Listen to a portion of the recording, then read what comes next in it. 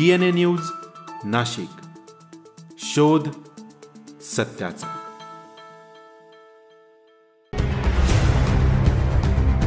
नाशिकमधील सांडपाणी प्रक्रियेसाठी 1300 कोटी रुपयांच्या निविदा प्रक्रियेबाबत शिवसेना महानगर प्रमुख बंटी तिडमे यांनी उपमुख्यमंत्री एकनाथ शिंदे यांच्याकडे तक्रार केली होती।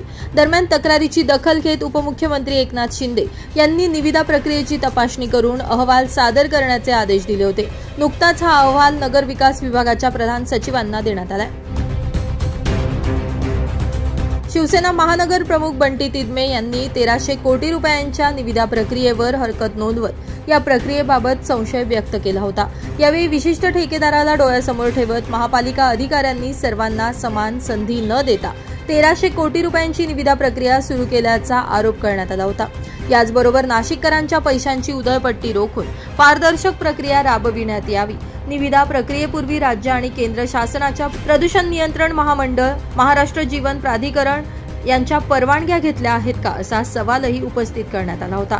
दरम्यान परवानगी न घेता निविदा प्रक्रिया राबवल्यास केंद्राकडून निधीच न मिळण्याचा धोका देखील तिडमे यांनी व्यक्त केला होता। याचीच दखल घेत उपमुख्यमंत्र्यांनी निविदा प्रक्रियेची तपासणी अहवाल सादर करण्याचे आदेश दिल्यानं महापालिका आयुक्त या प्रकरणी वस्तुनिष्ठ अहवाल सादर करणार असून या अहवालातून नेमकं काय समोर येणार हे बघणं आता महत्त्वाचं ठरणार आहे। Bureau report, DNA Nashik news, Nashik.